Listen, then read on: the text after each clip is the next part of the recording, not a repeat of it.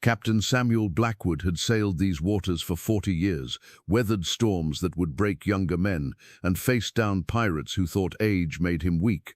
But nothing in his long life at sea prepared him for what lay half-buried in the white sand of Devil's Cove.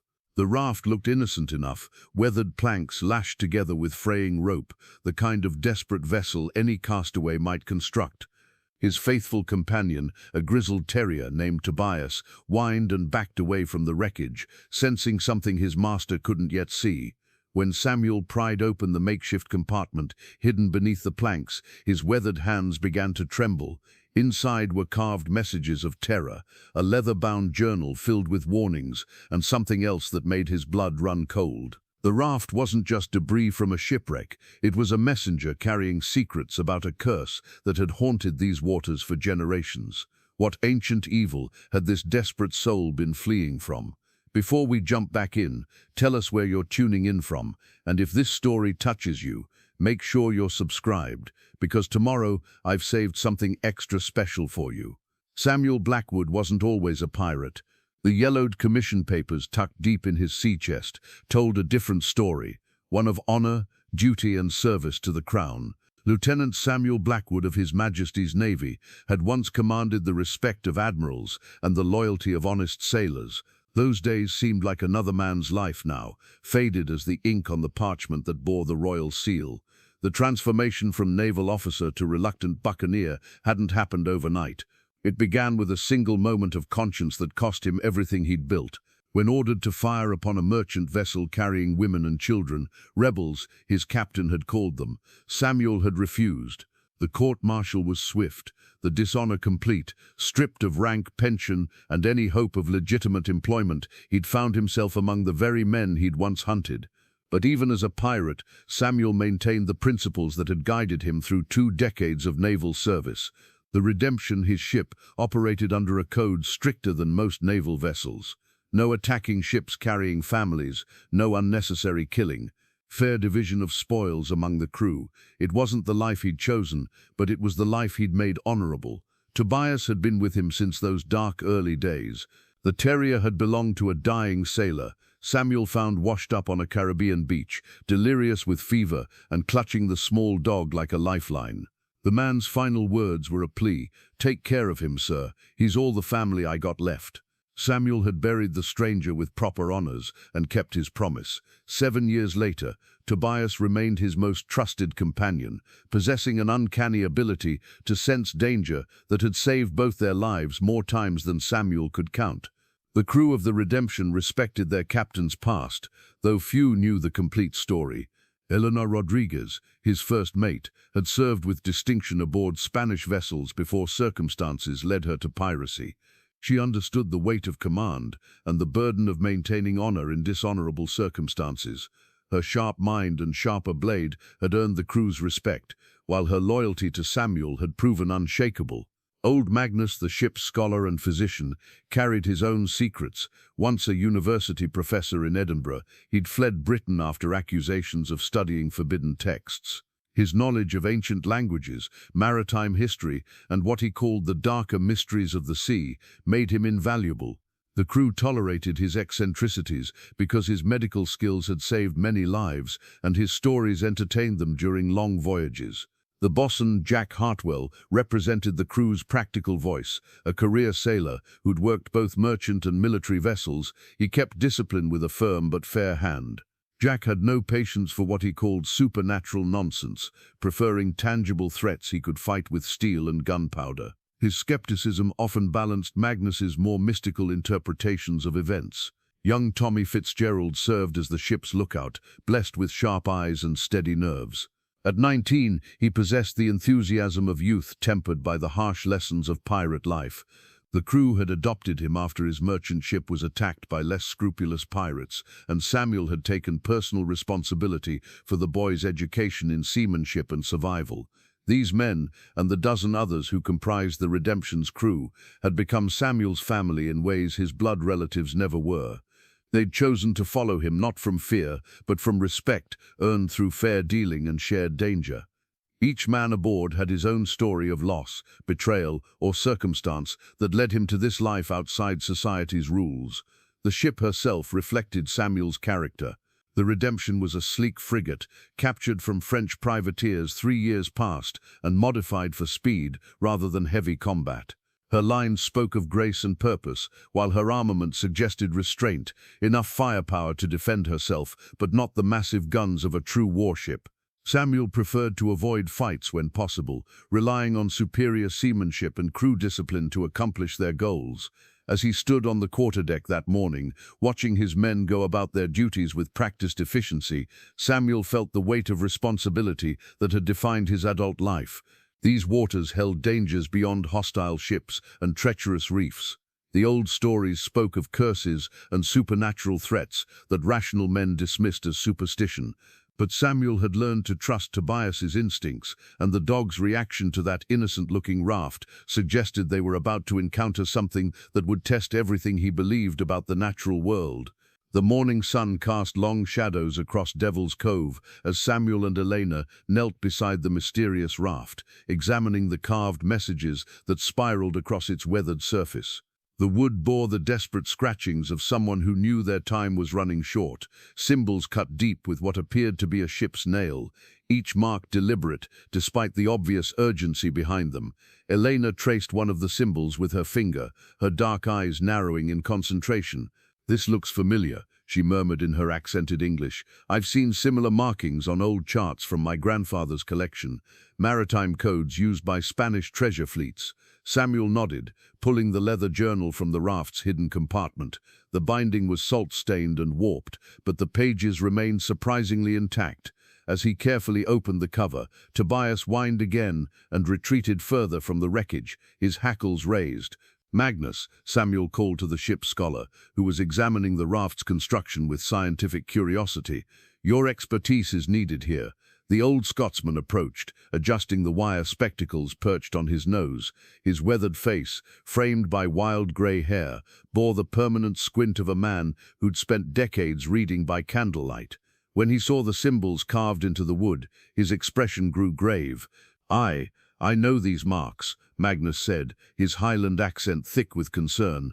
"They're not just maritime codes. They're protection symbols, wards against evil spirits of the deep. Whoever carved these was terrified of something following them." He pointed to a series of interlocking circles. "This one here is meant to confuse malevolent spirits, make them lose the scent of their prey." Elena continued translating the Spanish elements scattered among the protective symbols. "Here it says 7 souls claimed, and the pale woman walks. There's mention of a place called Las Aguas Malditas, the cursed waters." Samuel felt a chill despite the tropical warmth. He'd heard whispers of Las Aguas Malditas in port taverns, usually dismissed as sailors' superstition. According to legend, it was a stretch of ocean where ships vanished without explanation, their crews found weeks later floating face down, expressions frozen in terror. But the most disturbing discovery lay hidden beneath the raft's makeshift planks.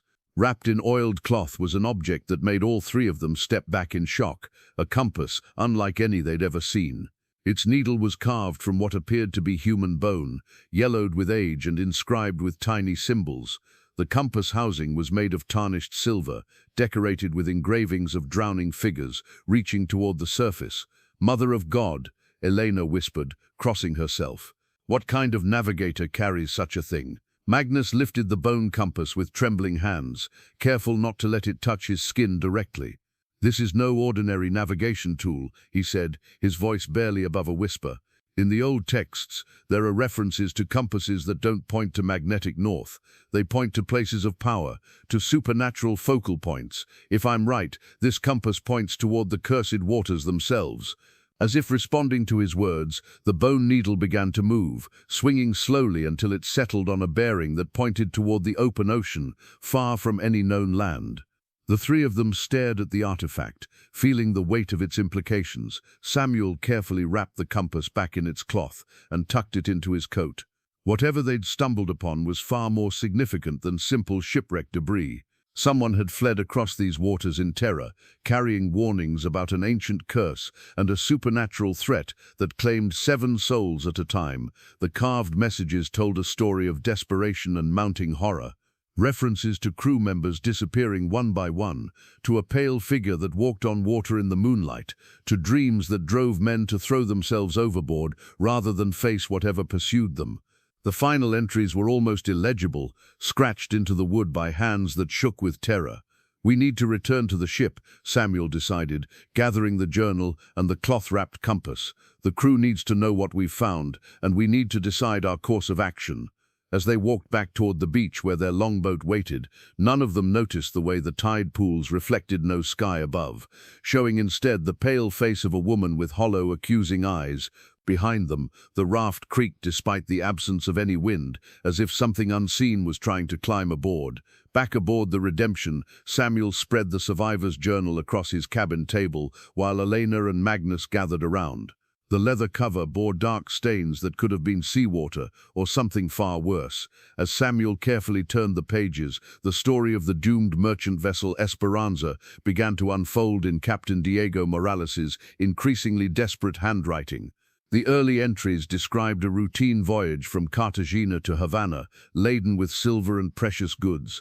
Captain Morales wrote of fair winds and good spirits among his crew of 23 men. But by the third entry, dated just 5 days into their journey, the tone had shifted dramatically. "First mate Rodriguez vanished during the night watch," Samuel read aloud, "found his clothes neatly folded on deck, but no sign of the man himself. The crew believes he fell overboard, but I examined the railings. No scuff marks, no signs of struggle. It's as if he simply walked into the sea." Elena frowned, translating some of the Spanish passages. Here he mentions strange dreams. The men are having visions of a woman in white, calling to them from the water. She promises rest, promises peace from their troubles. Magnus leaned closer, his scholarly instincts engaged despite the disturbing content. Notice how the handwriting changes as the entries progress. The early pages are neat, controlled. By the middle of the journal, the letters become jagged, desperate. The fourth crew member to disappear was the ship's cook, found by his assistant standing at the bow in the pre-dawn darkness, staring into the waves. When the assistant called out, the cook turned with a smile of pure bliss and stepped over the railing without a word. The assistant's screams brought the entire crew running, but they found only ripples on the calm surface. "The dreams are getting stronger," Samuel continued reading. "Last night I dreamed of my Maria, dead these 10 years past. She stood on the water, young and beautiful as our wedding day, begging me to join her. I woke with my feet on the ladder to the deck, no memory of leaving my bunk. God help us all, but part of me wanted to keep walking." As the journal progressed, Captain Morales's entries became increasingly frantic. He described how the pale woman appeared not just in dreams, but standing on the water in moonlight, her arms outstretched in invitation. Crew members would sleepwalk to the railings, and only constant vigilance by their shipmates kept them aboard. But vigilance couldn't last forever when the watchers themselves began to succumb to the supernatural influence. "Here's something interesting," Magnus said, pointing to a passage written in Latin. "He's copied down protective prayers, charms against sea spirits. This man was educated. He knew the old ways of warding off supernatural threats." The most chilling entries described the final days aboard the Esperanza. With only Captain Morales and 3 crew members remaining, they attempted to construct the raft from spare planks and rigging. The pale woman had begun appearing during daylight hours, no longer content to wait for darkness. She would walk alongside their ship, keeping pace no matter how they adjusted their heading or speed. "Listen to this," Elena said, her voice hushed with horror. "She speaks to each man in the voice of someone he loved and lost. For young Pablo, she sounds like his drowned sister. For Martinez, his mother who died in childbirth. She knows our deepest griefs and uses them as weapons against our souls." The journal's final entries were nearly illegible, written with a trembling hand as Captain Morales prepared to abandon ship. His remaining crew had succumbed to madness, throwing themselves overboard in the middle of the day, while he fought to maintain course. Alone on a ship designed for 23 men, he'd carved the warning messages into the raft's planks and prepared for his own desperate escape. "The curse follows a pattern," Samuel read from the last coherent entry. "Every generation, she claims 7 souls from those who sail these waters. The Esperanza was the 7th ship in 40 years. We were chosen the moment we entered Las Aguas Malditas. The pale woman, they call her La Dama Pallida. She was once like us, betrayed by those she trusted. Now she gathers the lost and the lonely, building an army of the drowned to serve her vengeance. Samuel closed the journal carefully, his weathered hands steady despite the horror of what they'd read. Outside the cabin windows, the Redemption rocked gently at anchor, but the peaceful motion did nothing to ease the growing tension among the three friends. The bone compass, still wrapped in its oiled cloth, seemed to pulse with malevolent energy. Even through the fabric, they could sense its unnatural pull toward whatever awaited them in the cursed waters. The crew of the Redemption gathered on deck as the sun reached its zenith, their faces reflecting the gravity of what their captain was about to share. Samuel stood before them, the survivor's journal in his hands, while Elena and Magnus flanked him on either side. Tobias sat at his master's feet, still agitated from their morning discovery. Jack Hartwell crossed his thick arms over his chest, his weathered face skeptical. "Captain, with respect, we've all heard sailors' tales of ghost ships and cursed waters. Most turn out to be nothing more than bad weather and worse navigation. I've sailed these seas for 20 years, added Peters, the ship's gunner. Never seen anything that couldn't be explained by wind, current, or Spanish patrol ships." Samuel nodded, understanding their doubt. "I would have said the same yesterday, Jack, but this is different." He held up the journal. "This isn't tavern gossip or drunken ramblings. It's a detailed account of supernatural events that cost 23 men their lives." Young Tommy shifted nervously among the crew. "What kind of events, Captain?" Before Samuel could answer, Magnus stepped forward, his scholarly demeanor commanding attention. "The kind that rational men dismiss until they experience them firsthand. I've studied accounts like this one for decades, documented cases of supernatural phenomena at sea that follow consistent patterns." "Patterns?" Elena asked, though she'd already heard some of this during their examination of the journal. "The appearance of spectral figures, the compulsion to abandon ship, the targeting of vessels in specific waters during certain times," Magnus explained. "This isn't random haunting, it's a curse with purpose and intelligence behind it." Jack spat over the side. "Begging your pardon, Professor, but I've faced down Spanish galleons and British frigates. I'm not about to start trembling over ghost stories." "Then perhaps you'd explain this," Samuel said, unwrapping the bone compass. Several crew members stepped back as the artifact was revealed, its yellowed needle pointing steadily toward open water. The bosun's skepticism wavered as he examined the compass more closely. "That's unusual, I'll grant you, but strange artifacts don't prove supernatural threats." "The journal describes exactly what we found," Samuel continued. "A raft built by desperate survivors, carved with protective symbols, carrying warnings about a curse that claims 7 souls each generation. The timing fits, 40 years since the last recorded incidents." Murmurs spread through the crew as they processed this information. Some crossed themselves, while others maintained expressions of stubborn disbelief. The division was clear. The older, more superstitious sailors took the warnings seriously, while the younger, more practical men dismissed them as coincidence. "I say we vote," declared Harrison, the ship's carpenter. "That's the way we've always settled disputes aboard the Redemption." Samuel nodded, recognizing the democratic tradition that governed their vessel. Pirates might live outside society's laws, but they maintained their own codes of justice and decision-making. He drew his ceremonial cutlass, the blade used in all formal crew votes, and planted it in the deck. "Those in favor of investigating these cursed waters and the threat they represent, stand to starboard," Samuel announced. "Those opposed, stand to port." The crew split almost evenly. Elena, Magnus, and Tommy joined Samuel on the starboard side, along with several of the older sailors who'd heard too many unexplained stories to dismiss this one. Jack led the port side, accompanied by most of the younger crew members who trusted steel and gunpowder over supernatural warnings.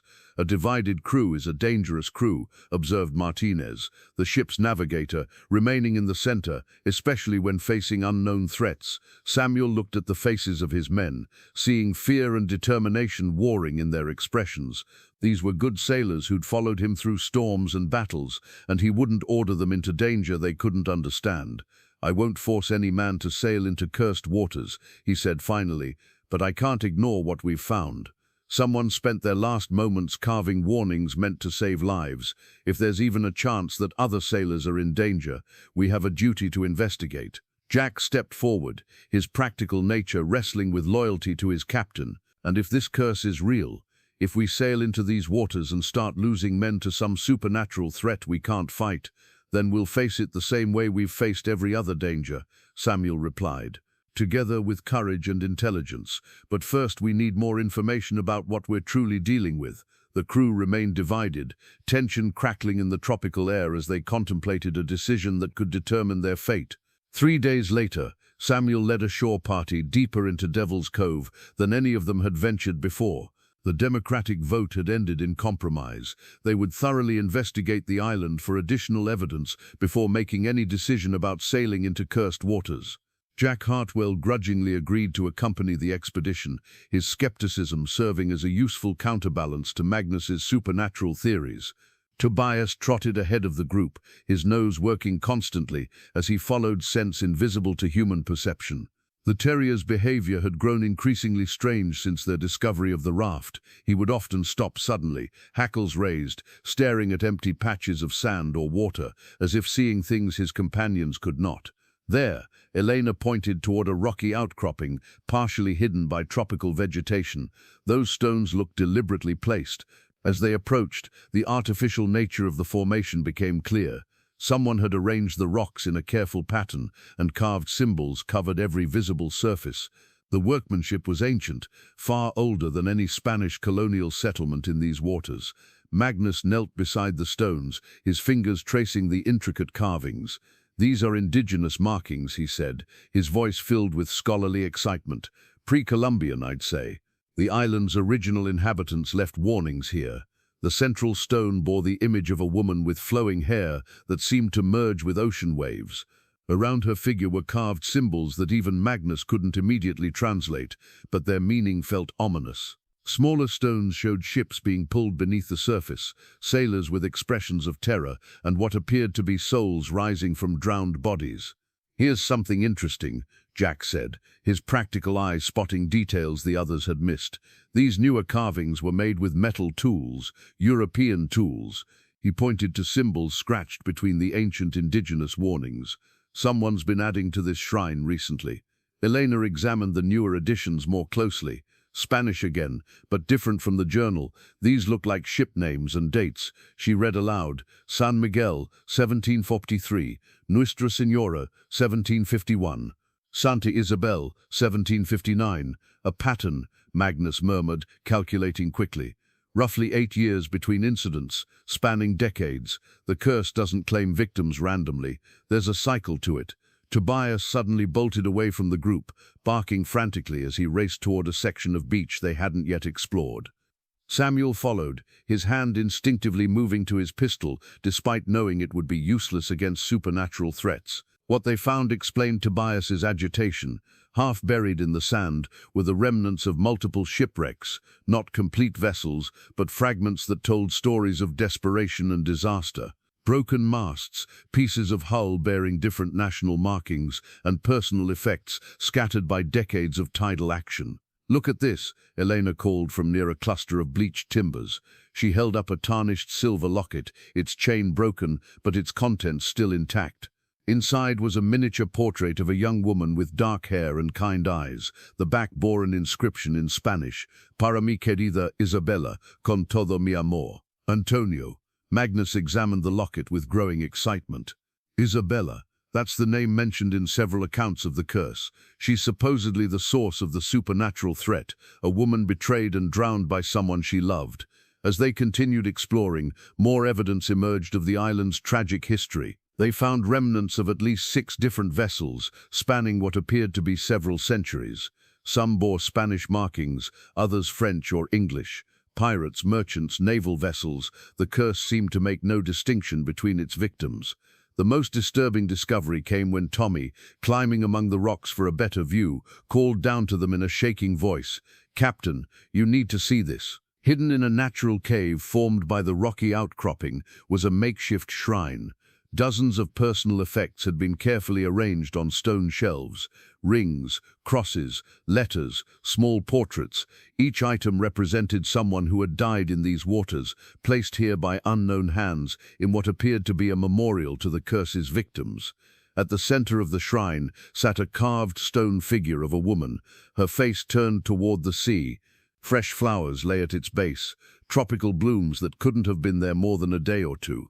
Someone else had been to this island recently, maintaining the memorial and adding to the warnings. "We're not the first to find this place," Samuel observed grimly, "and we won't be the last." As if responding to his words, a cool breeze swept through the cave, despite the still air outside, extinguishing their torches and plunging them into darkness.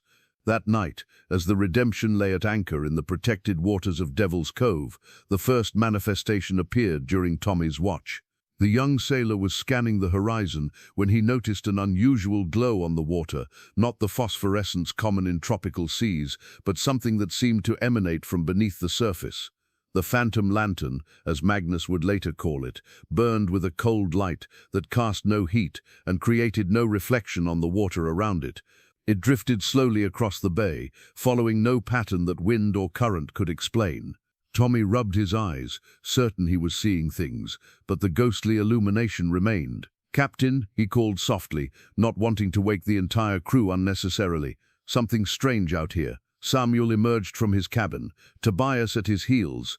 The dog immediately began whining and backing away from the starboard rail, his fur standing on end.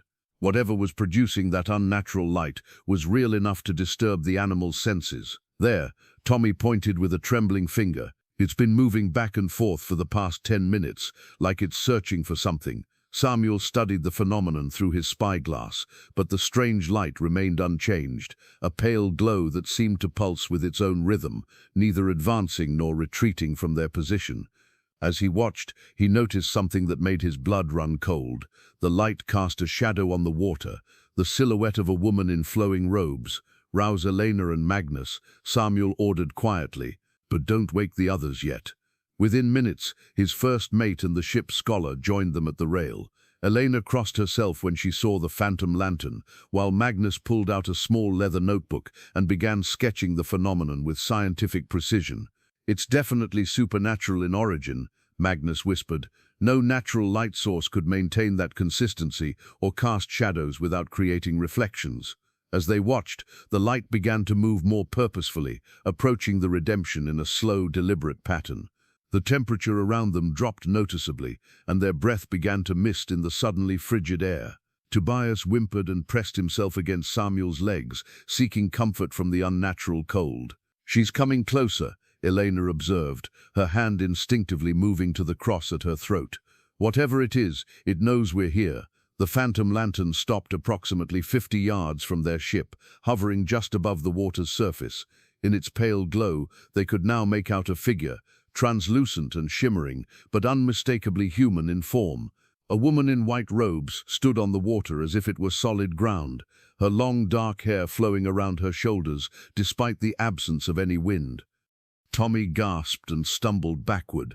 "Captain, that's the woman from my dreams." Samuel turned to the young sailor with growing alarm. "What dreams?" "The past 3 nights," Tommy said, his voice barely audible. "She's been calling to me, telling me how peaceful it would be beneath the waves. She says my mother is waiting for me there, that I don't have to struggle anymore." Elena grabbed the boy's arm. "Why didn't you tell us about these dreams?" "I thought they were just nightmares," Tommy replied, his eyes fixed on the spectral figure.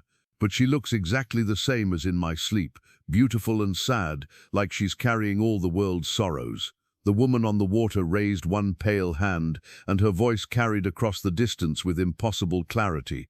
She spoke Tommy's name, her tone filled with gentle affection and infinite understanding. The sound was hypnotically beautiful, like a lullaby sung by a loving mother. "Don't listen," Magnus commanded urgently. "Cover your ears and look away. She's trying to establish a stronger connection." But Tommy was already moving toward the rail, his movements dreamlike and purposeful. The spectral woman's voice grew stronger, more insistent, promising rest and reunion with loved ones who waited in the depths. She spoke of his mother's embrace, of an end to loneliness and hardship. Samuel grabbed the young sailor's shoulders, pulling him back from the rail. "Tommy, fight it. That's not your mother calling. It's the thing that killed her." The words seemed to break through the supernatural influence. Tommy blinked, confusion replacing the blissful expression on his face. She told me mother was waiting. that I could see her again if I just stepped into the water. The phantom lantern began to fade as the woman's form became less distinct, but her voice lingered in the air, no longer seductive but filled with cold anger at being denied her prey. The temperature around them plummeted further, and frost began forming on the ship's rigging, despite the tropical climate. The next morning found Magnus hunched over his collection of books and scrolls in the ship's small library, a cramped space below deck that served as both his study and medical quarters. Ancient tomes bound in cracked leather shared shelf space with more recent volumes on navigation and natural philosophy. Samuel and Elena joined him as he pulled out his most prized possession, a leather-bound volume titled Mysteries of the Seven Seas that he'd rescued from his university office before fleeing Edinburgh. "Here," Magnus said, his finger tracing passages in faded Latin text, references to La Dama Pálida, dating back 3 centuries. The Spanish called her many names: the Pale Lady, the Weeping Woman of the Waves, the Collector of Souls. Elena leaned closer to examine the illustrations that accompanied the text. Woodcut engravings showed a spectral woman walking on water, her arms outstretched to drowning sailors. In each image, she appeared beautiful and sorrowful, more tragic than terrifying. According to these accounts, Magnus continued, she doesn't appear randomly. The manifestations follow lunar cycles, growing stronger during the new moon when the seas are darkest. They also increase in frequency when ships carrying guilt or secrets enter her domain. Samuel considered this information carefully. Guilt or secrets, the crew of the Esperanza was carrying stolen silver. Many of the ships mentioned in those memorial stones were likely smugglers or pirates, or naval vessels with classified missions, Elena added. Ships whose crews carried the weight of difficult orders. Magnus turned several pages, revealing more detailed accounts. But there's something else. The curse isn't indiscriminate. She targets specific individuals within each crew, those who carry the deepest burdens of loss or betrayal. The survivors' accounts all mention the same pattern. She appears first to the most vulnerable, using their emotional wounds as entry points, like Tommy's grief for his mother. Samuel realized. She knows exactly what will make him want to surrender to the sea. Precisely. And according to this text, her power grows with each soul she claims. 7 victims per generation isn't just a pattern, it's a requirement. She needs those souls to maintain her existence in our world. Elena studied a particularly detailed passage written in Spanish. This account from 1698 describes her origin. Isabella Moreau was the daughter of a French plantation owner in Martinique. She fell in love with a Spanish pirate captain named Antonio Valdez, who promised to abandon his criminal life and marry her. But he betrayed her, Samuel guessed, having heard similar tales in countless ports. Worse than betrayal, Elena continued reading. He used her father's trust to learn the location of the family's hidden treasure. When Isabella discovered his deception, she threatened to expose him to the authorities. Rather than face justice, Antonio and his crew took her aboard their ship, and she paused, her voice catching. They weighted her down with chains and threw her overboard while she was still alive. Magnus nodded grimly. The trauma of betrayal and drowning bound her spirit to these waters, but she didn't simply become a vengeful ghost. She became something worse, a collector of souls who feeds on the same emotional wounds that destroyed her. The pattern makes sense now, Samuel said. She targets men who remind her of Antonio and his crew, sailors who carry guilt, who've betrayed trust or abandoned principles. She offers them what she never received, peace through surrender. But there's more, Magnus continued, turning to a section written in his own hand.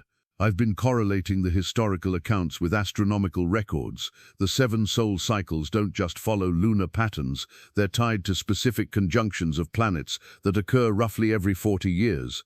The next conjunction is approaching rapidly. Elena looked up from the book with growing alarm. How rapidly? Within the fortnight, if my calculations are correct. When it occurs, her power will reach its peak. She'll be able to manifest during daylight hours and influence multiple targets simultaneously. Samuel felt the weight of responsibility settling on his shoulders. They weren't just dealing with a supernatural threat. They were facing it at the worst possible time, when the curse would be at its strongest. Every day they delayed their decision, brought them closer to the moment when La Dama Pálida would have the power to claim his entire crew. "There's one more thing," Magnus said quietly, pointing to a footnote written in archaic Spanish. "According to this account, she can be reasoned with, but only by someone connected to her original betrayal, someone whose bloodline traces back to those who wronged her." The implication hung in the air like a storm cloud, promising revelations that none of them were prepared to face. The revelation came 3 days later, when Magnus made a discovery that changed everything they thought they knew about their situation. While examining the tarnished silver locket they'd found among the shipwreck debris, he noticed something that had escaped their attention during the initial investigation, an inscription on the inner rim, so worn by time and salt water that it was barely visible.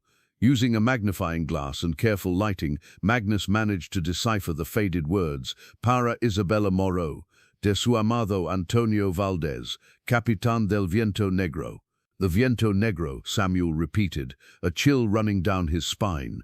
"I know that name." Elena looked between them with growing concern. "You've heard of this Antonio Valdez?" Samuel moved to his sea chest, pulling out the old family papers he rarely examined. Among his father's effects were genealogical records that traced the Blackwood family back through several generations of seafaring men. His hands trembled slightly as he unfolded the yellowed documents. "My great-grandfather, Thomas Blackwood, served as first mate aboard a vessel called the Viento Negro in the late 1600s, Samuel said, his voice barely above a whisper. "I always assumed it was just another merchant ship, but the timing," Magnus cross-referenced the dates in his books with Samuel's family records. 1698, the same year as Isabella's death. "Your great-grandfather wasn't just a crew member, Samuel. According to these accounts, he was Antonio Valdez's most trusted lieutenant." The weight of this revelation settled over them like a physical presence. Samuel stared at the locket's miniature portrait, seeing Isabella's face with new understanding. This wasn't just a random supernatural encounter, it was a reckoning that had been building for generations. "The family guilt," Elena breathed. "That's why she appeared to us first. That's why the bone compass led us here. She's been waiting for a Blackwood to return to these waters." Samuel examined his family papers more carefully, finding references he'd previously dismissed as unimportant. Thomas Blackwood had returned from the Caribbean, a wealthy man, but the source of his fortune was never clearly explained in the family records. His journal entries from that period were sparse and cryptic, filled with references to necessary evils and the burden of command. He was there, Samuel realized with growing horror. When they murdered Isabella, my great-grandfather was there. He may have even participated in her killing. Magnus found additional confirmation in his historical texts. Thomas Blackwood was listed among the crew members who received shares of the Marot family treasure. He used his portion to purchase land in England and establish the family's legitimate shipping business. "Blood money," Elena said quietly. "The foundation of your family's fortune was built on betrayal and murder." Samuel felt the full weight of inherited guilt settling on his shoulders. Every comfort his family had enjoyed, every opportunity his father had provided, every privilege that had led to his naval commission, all of it traced back to Isabella's death and the theft of her family's wealth. But the most disturbing discovery came when Magnus found Thomas Blackwood's name in a different context. According to a Spanish colonial record, Thomas had been the one who suggested using Isabella as leverage against her father. He'd convinced Antonio that the young woman could be persuaded to reveal the treasure's location if properly motivated. He wasn't just a participant, Samuel said, his voice hollow with realization. He was the architect of her betrayal. The whole plan was his idea. The locket seemed to grow heavy in his hands as he understood the true nature of their situation. Isabella hadn't drawn them to these waters by chance. She'd been calling to the Blackwood bloodline for 3 centuries, waiting for an opportunity to balance the scales of justice. "The family ring," Elena observed, pointing to the signet ring Samuel wore on his right hand. "The crest matches markings mentioned in some of these accounts. She'll recognize it immediately." Samuel looked down at the ring he'd inherited from his father, who'd inherited it from his father before him. The Blackwood family crest, an anchor surrounded by stars, had been worn by every male heir for generations. It was a symbol of maritime tradition and family honor, but now he understood it represented something far darker. "She's not just hunting random sailors," he realized. "She's been waiting for me specifically." Every manifestation, every haunting in these waters, it's all been leading to this moment when a Blackwood would finally return to face judgment for his ancestors' crimes. Outside the cabin windows, storm clouds began gathering on the horizon. Though the morning had dawned clear and calm, the revelation of Samuel's ancestral connection to Isabella's murder cast a somber mood over the redemption, as the crew prepared for what might be their final confrontation with supernatural forces. Samuel stood in his cabin, carefully cleaning and blessing the cutlass that had belonged to his father, a blade that carried 3 generations of Blackwood history, including the dark secrets he'd only recently discovered. The sword itself was a masterwork of English craftsmanship, its steel still bright despite decades of use. The crossguard bore religious engravings that his grandfather had commissioned from a priest before embarking on what would prove to be his final voyage. Samuel had always assumed the blessing was for protection against earthly dangers, but now he wondered if his grandfather had suspected the supernatural debt that followed their family name. Eleanor entered the cabin carrying a collection of items she'd gathered from various crew members: silver coins, religious medals, iron nails, and other materials believed to offer protection against supernatural entities. Her own contribution was a rosary, blessed by the Archbishop of Seville, a family heirloom she'd carried through countless dangerous situations. "The men are frightened," she reported, arranging the protective items on Samuel's desk. "Half of them want to weigh anchor and sail as far from these waters as possible. The other half feel honor-bound to face whatever's coming." Samuel tested the balance of his blessed cutlass, finding comfort in its familiar weight. "And what do you feel, Elena?" "I feel like we're about to discover whether faith and steel can triumph over 3 centuries of supernatural vengeance," she replied honestly. "But I also know that running won't solve anything. If Isabella's spirit has been waiting specifically for a Blackwood to return, she'll follow us wherever we go." Magnus knocked and entered, carrying his leather satchel filled with research materials and what he called practical mysticism, a combination of scholarly knowledge and folk wisdom he'd collected over decades of studying supernatural phenomena. Among his preparations were protective circles drawn with blessed salt, pages of Latin prayers copied from ancient texts, and iron crosses fashioned from ship's nails. "I've been thinking about the pattern," Magnus said, spreading his notes across the cabin table. 7 souls per generation, always taken during the new moon when her power peaks. "But there's something we haven't considered. What happens if she succeeds in claiming a Blackwood?" "The curse ends," Samuel suggested hopefully. "Or it evolves into something far worse," Magnus countered grimly. "According to the most ancient texts, some curses feed on resolution. If Isabella claims the life of Thomas Blackwood's descendant, she might gain enough power to expand beyond these waters, to hunt down every bloodline connected to her betrayal." Elena crossed herself at this possibility. How many crew members from the Viento Negro had descendants? "Potentially dozens," Magnus replied. "Pirates weren't known for keeping detailed genealogical records, but many had families in various ports. If Isabella's curse spreads, it could affect innocent people across the Caribbean and beyond."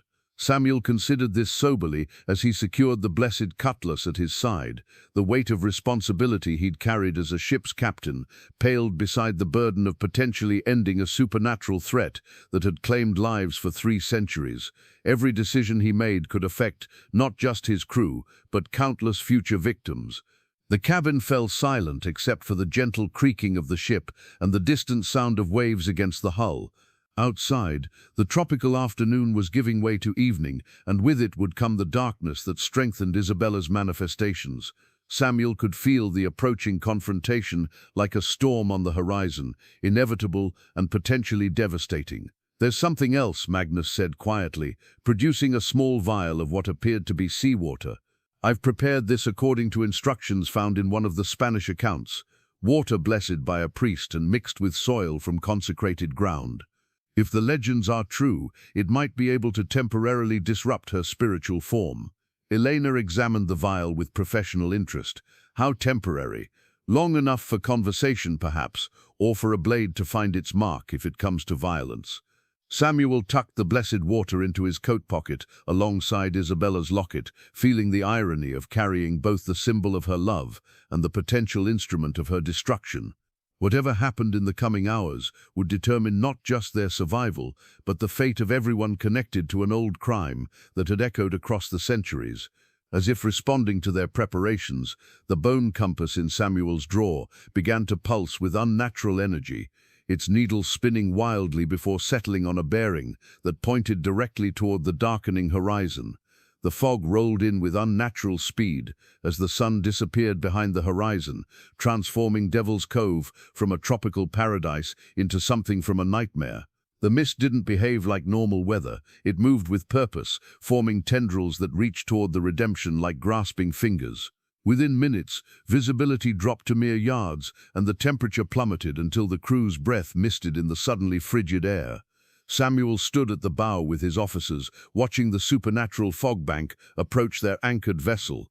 Tobias pressed against his legs, whimpering softly as his animal instincts detected threats beyond human perception.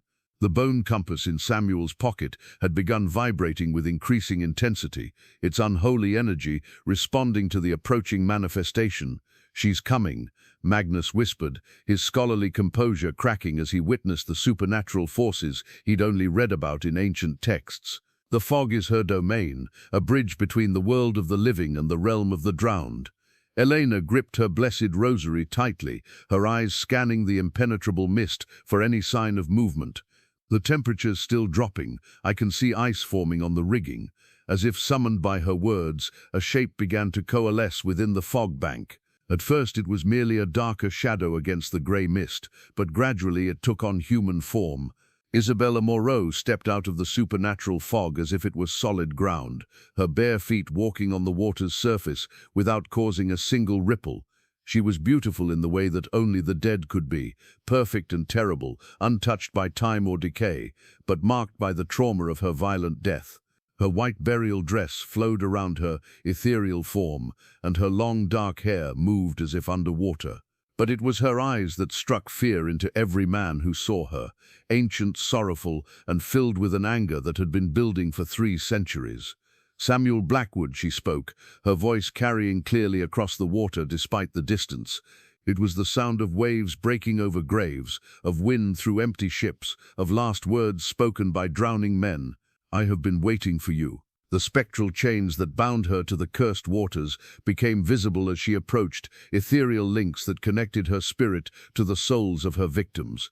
Each chain represented a life taken in her quest for vengeance, and Samuel could see ghostly figures floating behind her in the fog. The crew of the Esperanza, dozens of other sailors, all bound to serve her supernatural will. "I know why you're here," Samuel called back, his voice steady despite the terror he felt. "I know what my great-grandfather did to you, and I know you've been waiting for a Blackwood to return to these waters." Isabella's laugh was like the sound of wind through a cemetery. "Thomas Blackwood was a coward who hid behind his captain's orders, but he was the architect of my betrayal, the one who convinced Antonio that love could be used as a weapon." As she spoke, more details of her tragic story became visible in the supernatural fog around her.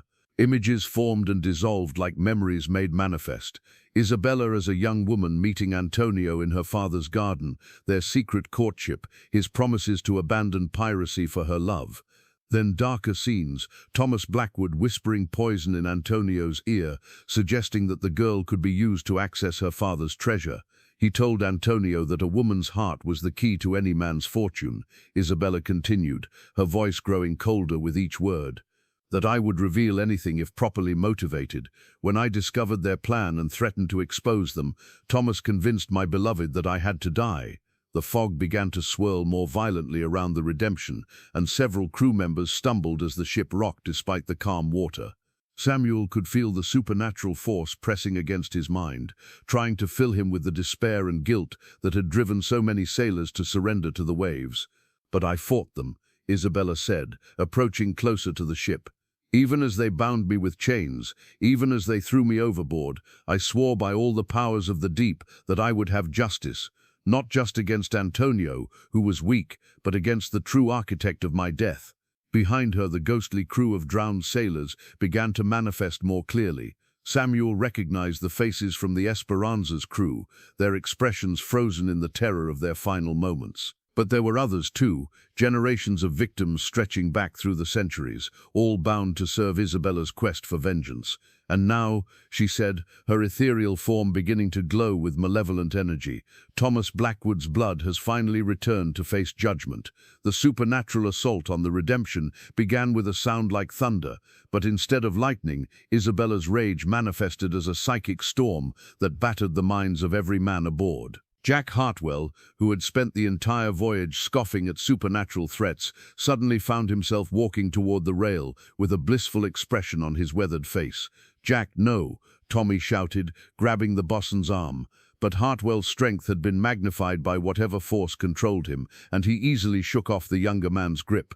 "She's calling me home," Jack said in a voice that wasn't entirely his own. "My Sarah's waiting for me beneath the waves. She's forgiven me for all the years I spent at sea instead of with her." Samuel drew his blessed cutlass and placed himself between Jack and the rail. "That's not Sarah calling you, Jack. It's the thing that murdered Isabella Moreau, and it's using your guilt against you." But even as he spoke, Samuel could feel Isabel's influence pressing against his own mind. Images flashed before his eyes. His father's disappointment when Samuel chose the Navy over the family shipping business, the faces of men he'd killed in battle, the court-martial that had destroyed his honor. The spectral voice whispered that he could end all the guilt and shame simply by stepping into the dark water. Elena fired her pistol into the air, the sharp crack breaking through some of the supernatural influence. "Iron and gunpowder," she shouted. "It disrupts her power." The temporary reprieve allowed Jack to stumble backward from the rail, confusion replacing the supernatural compulsion on his face. But Isabella's laughter echoed across the water as she realized how close she'd come to claiming her first victim of the night. "You cannot fight what lives in your own hearts," the spectral woman called out. "Every man aboard carries guilt that I can use. Every secret shame, every moment of cowardice, every betrayal, they all belong to me now." The ship's rigging began to move on its own, ropes writhing like serpents as they entangled several crew members. The sails billowed despite the absence of any natural wind, and the Redemption started to turn toward open water against the anchor's pull. Whatever was happening defied every law of nature and seamanship Samuel had learned in 40 years at sea. Magnus stumbled across the tilting deck, clutching his bag of protective charms. "She's trying to drag us into the deeper waters where her power is strongest," he shouted over the supernatural wind. "If she gets us into Las Aguas Malditas, we'll never escape." Tommy was fighting his own battle against Isabella's influence, his hands gripping the mainmast as visions of his dead mother filled his mind. "She looks so real," he gasped. "I can hear her voice, smell her perfume. She's telling me how proud she is of the man I've become." "It's a lie," Elena called out, making her way toward the young sailor while fighting against the ship's unnatural movement. "Your mother wouldn't want you to die. She'd want you to live, to honor her memory by surviving."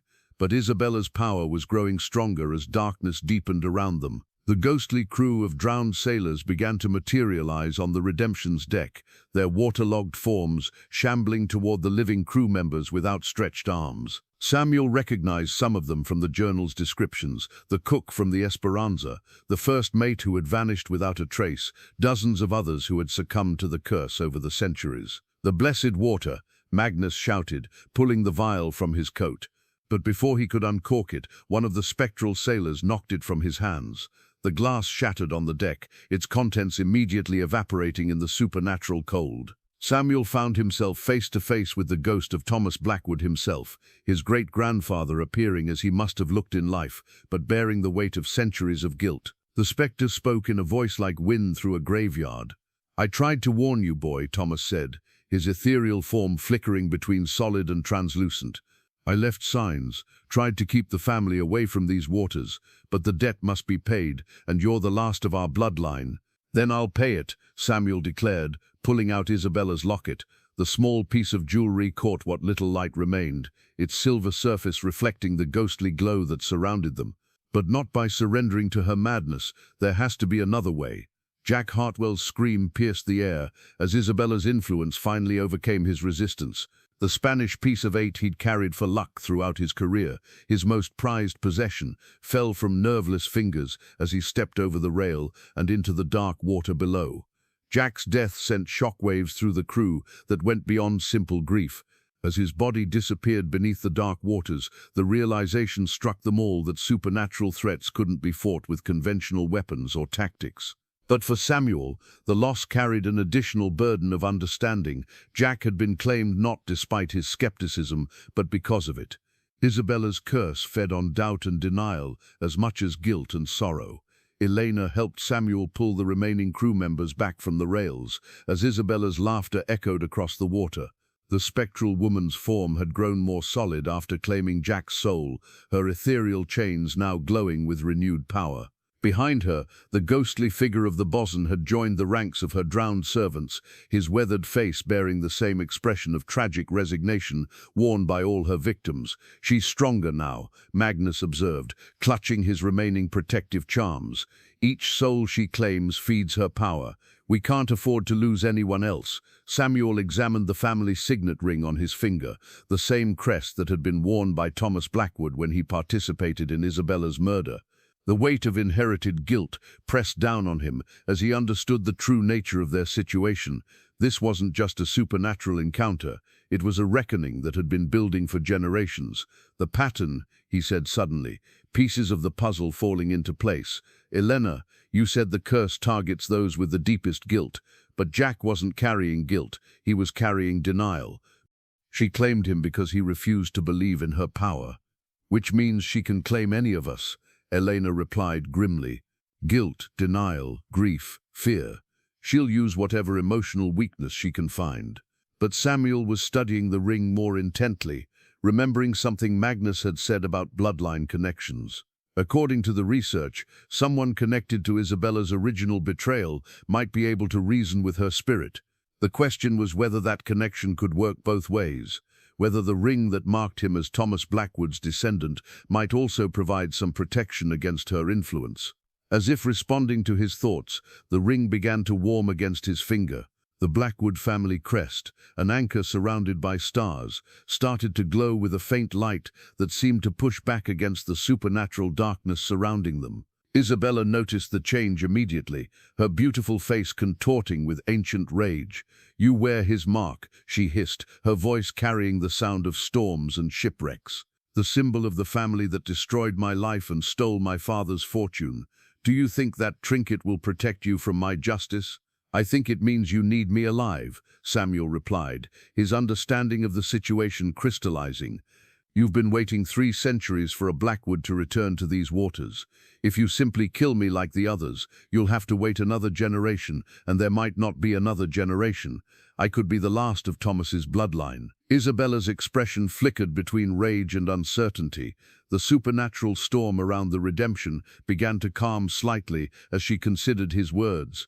Her ghostly servants remained motionless, waiting for her command, but the immediate threat of additional possessions seemed to diminish. "You speak of things you cannot understand," she said finally. "Thomas Blackwood was more than a murderer. He was the architect of betrayal itself. He convinced my beloved Antonio that love was a weakness to be exploited, that a woman's trust was nothing more than a tool for gaining wealth." Samuel stepped closer to the rail, close enough to see the centuries of pain etched in Isabella's ethereal features. "Then tell me the full story. Help me understand what my great-grandfather did, so I can decide how to make amends for his crimes." "Amends?" Isabella's laughter was bitter as winter wind. "What amends could possibly balance 3 centuries of injustice? What payment could restore the life stolen from me, the love betrayed, the children I never had, the years of happiness denied?" "The truth," Samuel said simply. "You've carried this burden alone for 300 years. The real story of what happened has been lost to history, dismissed as legend and superstition. But I can change that. I can ensure that Isabella Moreau's name is remembered with honor instead of fear." For the first time since her manifestation began, Isabella seemed genuinely surprised by his words. The ancient anger in her eyes was joined by something else, a flicker of the woman she had been before betrayal and murder transformed her into an instrument of vengeance. The family signet ring continued to glow with soft light, and Samuel realized it represented more than just his connection to Thomas Blackwood's guilt. It was also a symbol of responsibility, the burden passed down through generations of his family to eventually face the consequences of an ancestor's crimes. Isabella's response to Samuel's offer came not in words but in action. The supernatural fog around the redemption began to swirl with renewed intensity, and suddenly Samuel found himself no longer standing on his ship's deck, but transported into the heart of the cursed waters themselves. The transition was seamless and terrifying. One moment he was gripping the rail of his vessel, the next he stood on what appeared to be the deck of a ghostly ship sailing through an eternal storm. The bronze bell that hung from the phantom vessel's mainmast began to toll with deep, resonant notes that seemed to come from the depths of the ocean itself. Each strike sent vibrations through Samuel's bones, and with each toll, more details of Isabella's domain became visible through the supernatural mist. This was her realm, a place between life and death where the rules of the physical world held no meaning. Elena's voice reached him from what seemed like an impossible distance, calling his name through the fog. But when he tried to respond, his words were swallowed by the phantom wind that filled the ghostly ship's sails. He was alone now with Isabella and her court of the drowned, cut off from the living world and forced to confront the truth of her 3-century quest for justice. "You wanted to hear the full story," Isabella said, her form now more solid than it had ever appeared. "Then witness it yourself. See what your great-grandfather truly was." The bell continued its ominous tolling as the scene around them began to shift and change. The phantom ship's deck became the garden of a Caribbean plantation, lush with tropical flowers and filled with the sound of evening birds. Isabella stood before him as she had been in life, young, beautiful, and radiantly happy as she waited for her lover's arrival. "I believed in love," she said, her voice now carrying the warmth it had possessed before betrayal destroyed her. "Antonio promised me that we would sail away together, that he would abandon his life of piracy, and we would start fresh in a place where no one knew our past. I gave him my heart completely, held nothing back." The scene shifted again, showing Antonio Valdez as he must have appeared in life, handsome, charismatic, and utterly convincing in his declarations of love. But Samuel could see what Isabella had missed at the time, the calculating coldness behind Antonio's eyes, the way he studied the plantation house and its defenses even as he whispered sweet promises. "Thomas Blackwood approached my beloved 3 days before our planned elopement," Isabella continued, the scene shifting to show Samuel's great-grandfather in conference with the pirate captain. "He had learned about my father's hidden treasure through careful observation and questioning of the household staff, but he needed someone with access to the family's private papers to locate the exact hiding place." Samuel watched in horror as his ancestor laid out the plan that would destroy Isabella's life. Thomas suggested that Antonio court the plantation owner's daughter more seriously, gain her complete trust, and use that trust to access information about the family's wealth. What made the betrayal even more cruel was that Antonio had initially refused the plan, until Thomas convinced him that Isabella would never truly love a pirate, that she would eventually betray him to the authorities. "Your great-grandfather was a master manipulator," Isabella said, her voice growing colder as the scenes of betrayal unfolded around them. "He convinced Antonio that I was playing a game of my own, that my love was false, and I was simply using him to rebel against my father's authority. By the time Antonio confronted me with these suspicions, Thomas had already planted forged evidence to support his lies." The phantom bell tolled again, and the scene shifted to show Isabella's final conversation with Antonio. Samuel watched as she desperately tried to convince her lover that she had never betrayed him, that her love was genuine and complete. But Thomas's poison had done its work too well. Antonio saw deceit where there was only honesty, manipulation where there was only devotion. "Even then I might have forgiven him," Isabella said sadly. "Love makes fools of us all, and Antonio was weak rather than evil. But when I threatened to expose the plot to my father, your great-grandfather convinced him that I had to die, not just to protect their secret, but to prevent me from destroying other innocent women through my manipulative nature." The final scene was the most horrifying of all. Isabella's murder made to look like a tragic accident. Thomas had arranged everything carefully, ensuring that her death would appear to be the result of a failed elopement attempt rather than cold-blooded murder.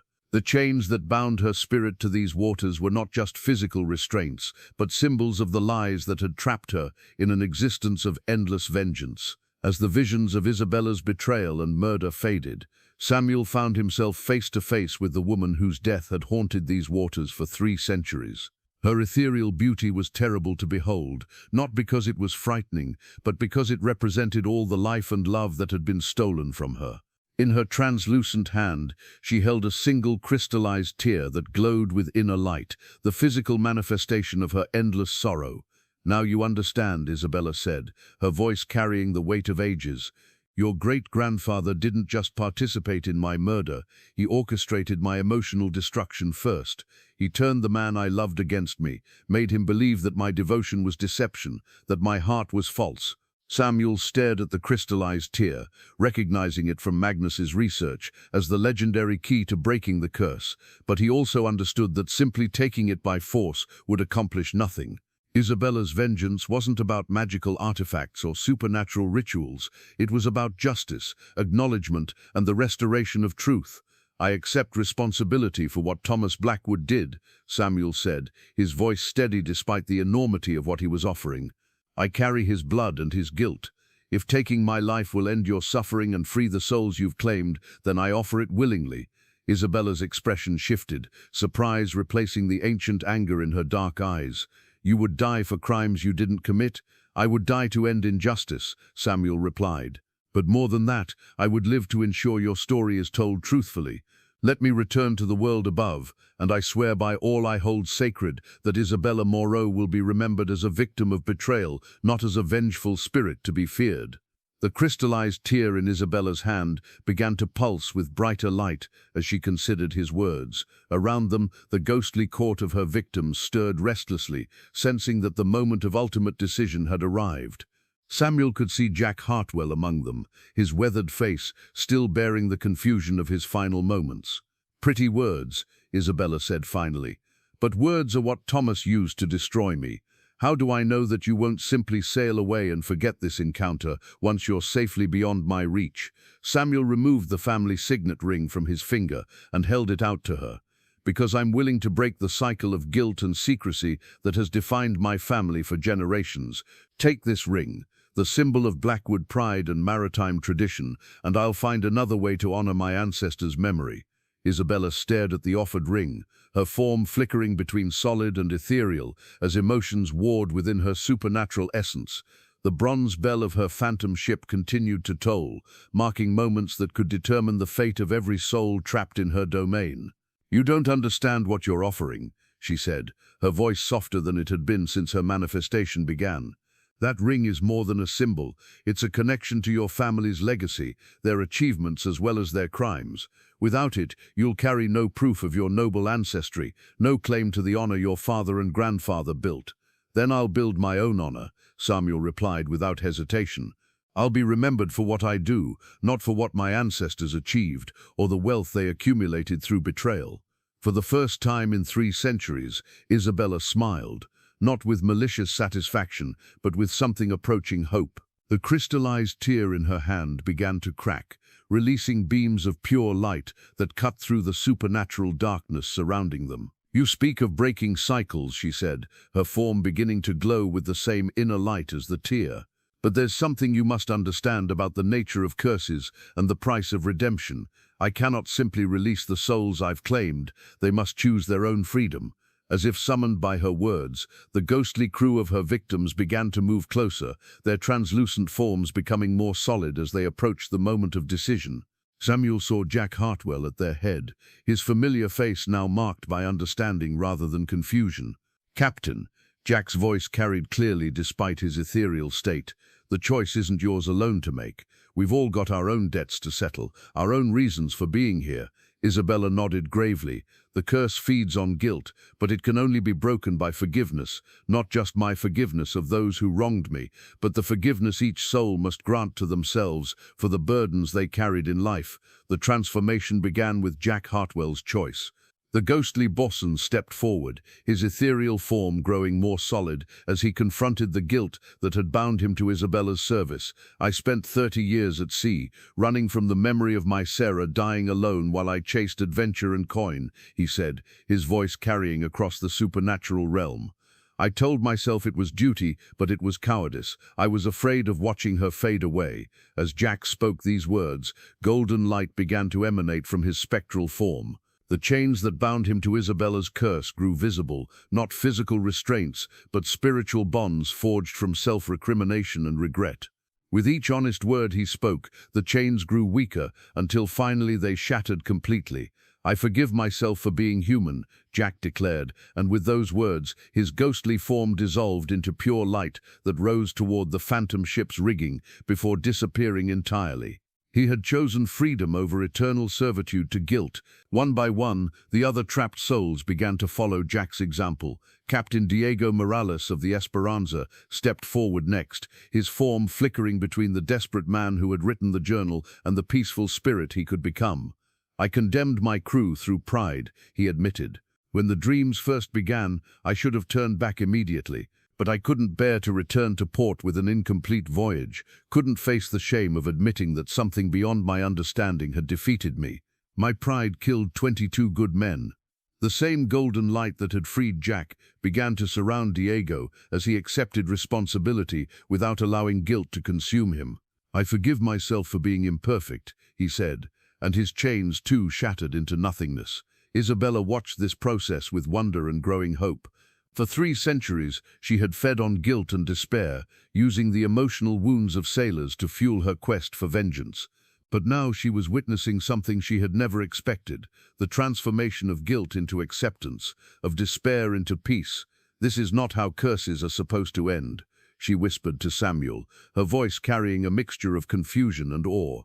"The old texts speak of breaking supernatural bonds through violence or magic, not through forgiveness." Samuel smiled, understanding finally dawning on him. "Perhaps that's because the old texts were written by men who thought like Thomas Blackwood, who believed that power could only be answered with power, that wrong could only be balanced with wrong. Around them more souls were choosing freedom. A young sailor who had been haunted by the accidental death of a shipmate during a storm, a merchant captain who had carried guilt over prioritizing cargo over passengers during a hurricane, a naval officer who had followed orders he knew were morally wrong. Each confession, each moment of self-forgiveness weakened Isabella's supernatural bonds and brightened the realm of the drowned. But the most significant transformation was happening to Isabella herself. As each soul chose freedom over eternal servitude to guilt, her own spiritual chains began to weaken. The crystallized tear in her hand cracked further, releasing beams of light that transformed the phantom ship around them. "I don't understand," she said, staring at her hands as they began to glow with the same golden light that had freed the others. "I was the victim. I was the one who was betrayed and murdered. Why do I need forgiveness?" Samuel approached her carefully, seeing the frightened young woman beneath the supernatural entity she had become. "Because for 3 centuries you've been carrying not just your own pain, but the guilt and despair of every soul you've claimed. You've become a collector of suffering, feeding on the very emotions that destroyed your chance at peace." Isabella's beautiful face crumpled as she finally understood the true nature of her curse. "I became like them," she whispered, "like Thomas Blackwood. I used others' pain to serve my own purposes. I turned love into a weapon, just as he did. The redemption's compass, the instrument that had guided them through both literal and metaphorical storms, began to materialize on the phantom ship's deck, its needle spinning wildly before finally settling on true north. For the first time in centuries, the cursed waters had a clear path forward. "The choice is yours now," Samuel said gently. "You can continue to carry this burden of vengeance, or you can choose to forgive, not just Thomas and Antonio, but yourself for what you became in response to their betrayal." Isabella looked around at the rapidly emptying realm of the drowned, seeing her centuries-long court of souls choosing freedom one by one. The phantom ship itself was beginning to fade as the supernatural energy that sustained it dissipated into light and peace. The dawn that broke over Devil's Cove was unlike any Samuel had ever witnessed. As Isabella made her choice to forgive and release the centuries of accumulated pain, the supernatural storm that had raged around the redemption simply ended. The fog dissipated like a gentle sigh, the frigid temperature gave way to tropical warmth, and the phantom ship dissolved into sparkling motes of light that danced on the morning breeze before fading entirely. Samuel found himself back on his own deck, surrounded by his surviving crew members who stared at him with expressions of wonder and relief. Elena was the first to reach him, her eyes searching his face for signs of the ordeal he'd endured in Isabella's realm. "Captain," she said softly, "you've been gone for hours. We could hear voices in the fog, but we couldn't reach you." "It felt like minutes," Samuel replied, looking around at his crew with new appreciation for their loyalty and courage. Tommy stood near the mainmast, his young face marked by the wisdom that comes from confronting supernatural terror and surviving. Magnus clutched his books and notes, his scholarly mind already trying to process the incredible events they'd witnessed. But it was the absence that struck Samuel most profoundly. Jack Hartwell's familiar presence was gone, leaving a void that went beyond simple loss. The boatswain had been the practical heart of the redemption, the man who kept discipline while maintaining the crew's affection. His death and subsequent spiritual liberation had cost them dearly in terms of seamanship and leadership. "Jack's really gone," Tommy said quietly, voicing what they were all thinking. "I saw him at the end, before the light took him. He looked peaceful." Elena nodded, her own grief tempered by the understanding that Jack had chosen his fate. "He died protecting us from the supernatural influence, and then he chose freedom over eternal servitude. There's honor in both those decisions." Samuel pulled out his ship's log and began making entries that would serve as the official record of their encounter with the supernatural. Future historians would likely dismiss his account as the fanciful tale of superstitious sailors, but he had promised Isabella that her story would be preserved truthfully. This was where that promise began to be fulfilled. Magnus approached with something wrapped in his coat, a collection of artifacts they'd gathered during their investigation. The bone compass was now simply carved bone, its supernatural properties dormant. Isabella's locket had lost its ethereal glow, but retained its sentimental value.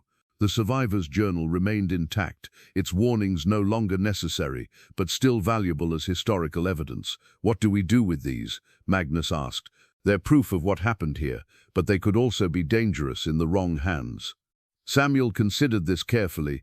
The artifacts represented both the curse's power and its resolution, evidence of supernatural forces that most people weren't equipped to understand or handle responsibly. But they also contained Isabella's story, the truth about her life, betrayal, and ultimate redemption. "We create a new chart," Samuel decided, one that marks these waters as safe for navigation, but includes warnings about the island's history. Future sailors deserve to know what happened here, even if they choose not to believe it. Elena was already preparing the necessary materials, her cartographer's skills essential for creating an accurate record. "We'll need to survey the approaches to make sure there are no hidden reefs or currents that could pose natural dangers." As they worked, Samuel found himself thinking about the broader implications of their experience. The curse had ended not through violence or magical ritual, but through the simple act of acknowledging truth and choosing forgiveness over vengeance. It was a lesson that applied to more than supernatural encounters. It spoke to the way human conflicts could be resolved through understanding rather than force.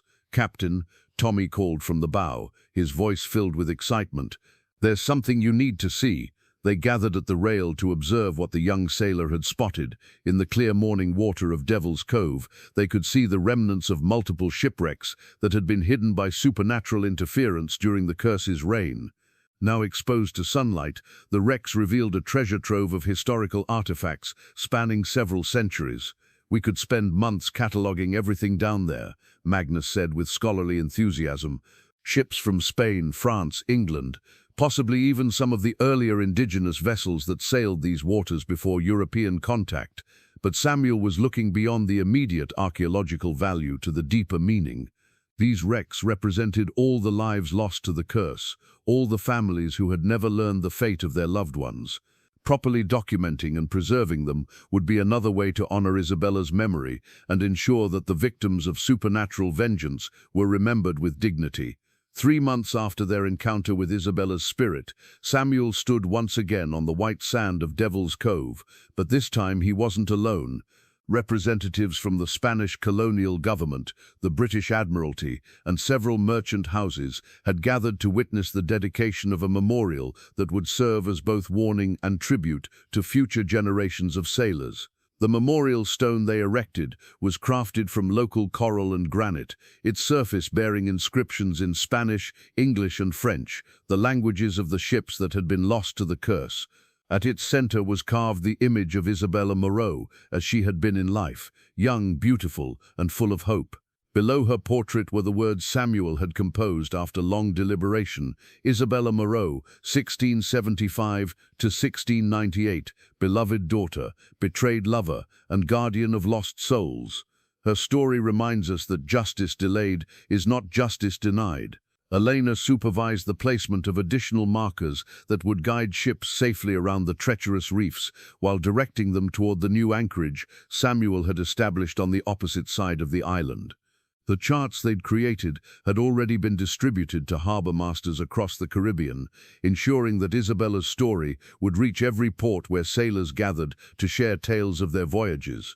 Magnus had spent the intervening months writing a comprehensive account of their supernatural encounter, combining his scholarly research with first-hand testimony from the crew. His manuscript, The Isabella Moreau Incident, a study in maritime supernatural phenomena, would eventually find its way into the libraries of universities and maritime academies throughout Europe and the Americas. Young Tommy had grown into his role as the Redemption's new bosun, his experience with supernatural terror having matured him beyond his years. He took his responsibilities seriously, but he'd also developed a deeper appreciation for the bonds between shipmates. Jack Hartwell's sacrifice had taught him that true leadership meant being willing to face danger for the sake of others. "Do you think she's truly at peace?" Elena asked, as they stood before the completed memorial. Her question reflected the concern they all shared, that their encounter might have ended the immediate supernatural threat without fully resolving the spiritual wounds that had created it. Samuel considered her words carefully, his gaze fixed on Isabella's carved portrait. Since leaving Devil's Cove 3 months ago, none of them had experienced the supernatural dreams or manifestations that had preceded their encounter with the curse.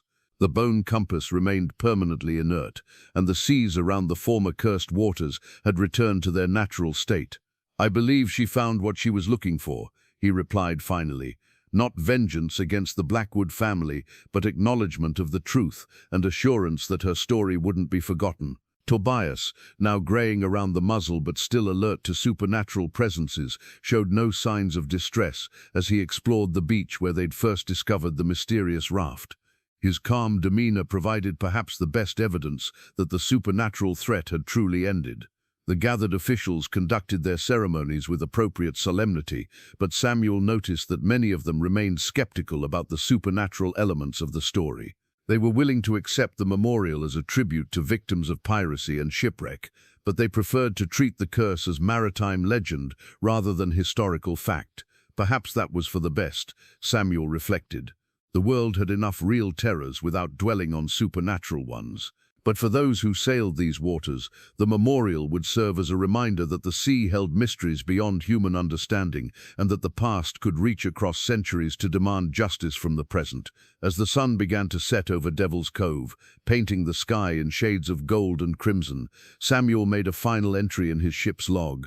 The Redemption would soon depart these waters for new adventures and different challenges, but their encounter with Isabella's spirit had changed them all in fundamental ways. They'd learned that guilt and vengeance could chain souls to endless cycles of suffering, but they'd also discovered that forgiveness both of others and of oneself possessed the power to break even supernatural bonds. It was a lesson that would guide Samuel's captaincy for the rest of his career, influencing how he dealt with conflicts among his crew and how he approached the moral challenges that faced any man who lived outside society's conventional rules. The memorial stone would weather many storms in the years to come, its inscriptions growing worn but never completely fading. Future generations of sailors would read Isabella's story and draw their own conclusions about justice, forgiveness, and the price of betrayal. Some would dismiss it as superstition, while others would carry her memory in their hearts as they faced their own trials at sea. But for Samuel Blackwood and the crew of the Redemption, Isabella Moreau would always represent something more profound, proof that love could survive even death, and that truth possessed the power to transform vengeance into peace.